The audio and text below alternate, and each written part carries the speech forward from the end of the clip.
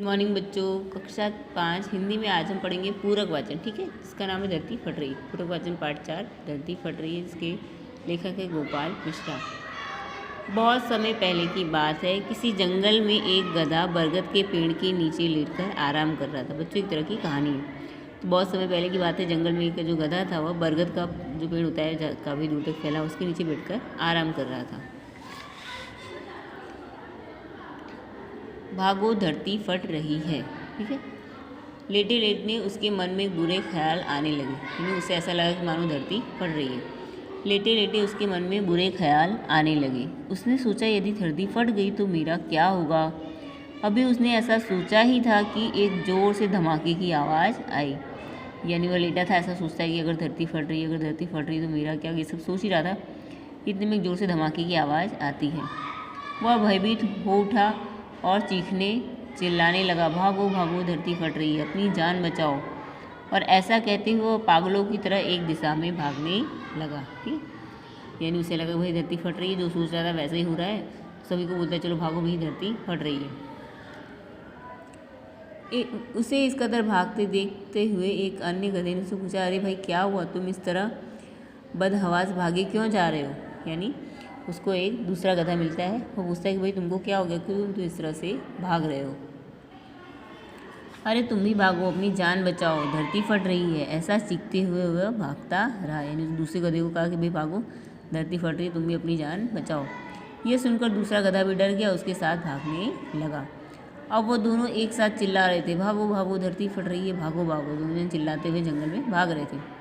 देखते देखते सैकड़ों गधे इस बात को दोहराते हुए उसकी दिशा में भागने लगे। उसको भागता देखकर सभी को लगा कि भाई सही में धरती फट रही। सब उसके साथ दूसरे और गधे कई सारे भागने लगे। गधों को इस तरह भागता देख अन्य जानवर भी डर गए। धरती फटने की खबर जंगल में लगी आग की तरह फैलने लगी। जिस तरह जंगल में आग लगती है तो फटाफट फैलती है, उसी तरह से यह खबर भी सब जगह फैलने लगी। जल्दी सबको पता चल गया कि धरती फट रही है। चारों तरफ जानवरों की चीख पुकार मच गई। सांप, बिच्छू, सियाल, लोमड़ी, हाथी, घोड़े सभी उस झुंड में शामिल हो भागने लगे। जंगल में फैले इस हल्ले को सुन अपनी गुफा में विश्राम कर रहा जंगल का राजा शेर बाहर निकला। उसे अपनी आंखों पर यकीन नहीं हुआ। सारे जानवर एक ही दिशा में भागे जा रहे हैं। वह उछलकर सबके सामने आया और गूंजती हुई दहाड़ के साथ बोला, ये क्या पागलपन है, कहाँ भागे जा रहे हो। यानी जब शेर ने ऐसा देखा तो वह कूदकर जो जानवर भाग रहे थे उनके जाके आगे जाकर खड़ा हो गया। फिर उनको डांटने लगा कि क्यों तुम लोग भाग रहे हो। महाराज धरती फट रही है, आप भी अपनी जान बचाइए। झुंड के आगे खड़ा बंदर बोला। किसने कहा ये सब, शेर ने प्रश्न किया। यानी शेर कहता है, तुमको किसने कहा कि धरती फट रही है। सब एक दूसरे का मुंह देखने लगे। फिर बंदर बोला, मुझे तो ये बात चीते ने बताई थी। चीते ने कहा, मैंने तो पक्षियों से सुना था। और ऐसा करते करते पता चला कि भाई ये बात सबसे पहले गधे ने बताई थी। गधे को महाराज के सामने बुलाया गया। जिस गधे ने कहा था भाई धरती फट, उसे बुलाया गया। तुम्हें कैसे पता चला कि धरती फट रही है, शेर ने गुस्से से पूछा। शेर को बहुत गुस्सा आया था, उसने बहुत गुस्सा आया, उसने पूछा, भाई तुमको कैसे पता चला कि धरती फट रही है। मम्म मैंने तो अपने कानों से धरती फटने की आवाज़ सुनी महाराज, गधे ने डरते हुए उत्तर दिया।